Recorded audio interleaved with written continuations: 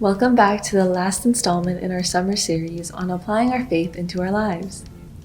Today, Judgement and I will be discussing justice, charity, judgment, and our Encounter Youth motto, Love God, Love Others. These are important things that we can implement into our daily lives. In a world that discriminates against groups of people, it's important that we must bring justice and spread God's love. Justice doesn't have one specific look. It could be helping out a friend, donating to an organization, volunteering, or simply listening to someone who is overlooked. Isaiah 1 verse 17 tells us, "Learn to do good, seek justice, correct oppression, bring justice to the fatherless, and please the widow's cause." As Christians, we must be willing to help others and treat everyone with love. We must serve and see the injustices in our lives. We must do our part in making a change, no matter how small or large it may be. We also must be giving, just as God is giving to us. This is shown in Luke 6 verse 38. "Give and it will be given to you. A good measure, pressed down, shaken together, and running over, will be poured into your lap.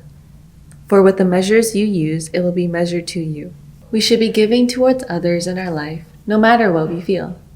It might be difficult to put others before yourself, but it's a practice that we must all continue. The love you give will be what you receive, so it's important to give without complaining. With justice and charity, we must also be willing to speak up. When we see someone being treated poorly just because they are different, we must step in and help out. We must be willing to use our voices when we see injustices in our lives and make an effort to change the way people think. 1 Timothy 4 verse 12 encourages us to be different and make a change. Don't let anyone look down on you because you are young, but set an example for the believers in speech, in conduct, in love, in faith, and in purity. We can make a difference in this world by being people who value and practice justice and charity. Like it says in 1 Corinthians chapter 16 verse 14, "Do everything in love." We are all judges, and before you start picturing a person in the middle of a courtroom with a robe and a big hammer thing ready to say guilty or innocent, hear me out. We judge people all the time when we first meet them, and that's why it's so often that we worry about our first impressions, making a good first impression. But we also judge people that are close to us, like our family or friends. And me judging someone's behavior and actions in my life can testify to this statement. But before we get into this topic, let's break down what a judge is. Judges have the authority to make decisions about other people, or decisions that affect other people, basically deciding whether they are good or bad. So what I think goes on in our minds when we judge others, whether that be if they left a big mess for you to clean up or if they're playing their music too loud, is that given those person's actions, do they deserve our love and respect? And the short truth to that is that everybody does. Yes, even if their music was too loud or if they left a giant mess in the kitchen for you to clean up.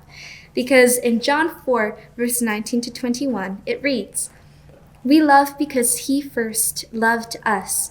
Whoever claims to love God yet hates a brother or sister is a liar.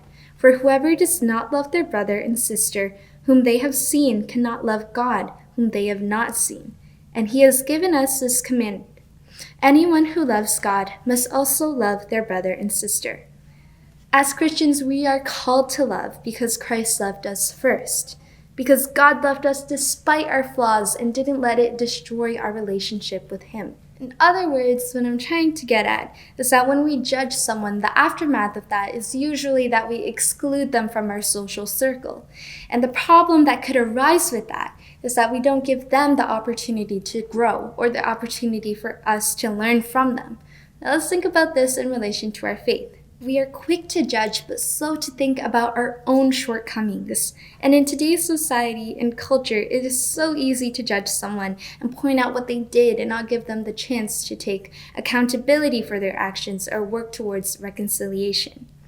In Matthew 7, verse 3 to 5, it reads, "Why do you look at the speck of sawdust in your brother's eye and pay no attention to the plank in your own eye, how can you say to your brother, "Let me take that speck out of your eye," when all the time there's a plank in your own eye? You hypocrite!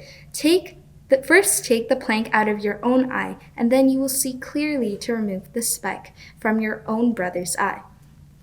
This verse encourages us to do some digging of our own into our own shortcomings before judging someone else's. Love is a word and feeling and emotion that's tossed around quite a lot in movies, in songs, and even in day-to-day conversations. But love is pretty complex. It's more than a crush or Valentine's Day or gifts or hugs or other forms of affection.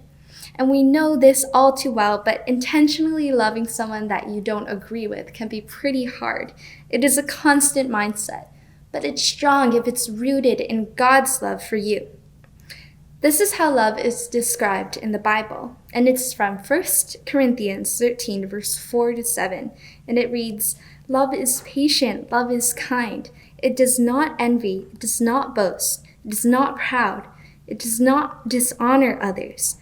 It is not self-seeking, it is not easily angered, it keeps no record of wrongs.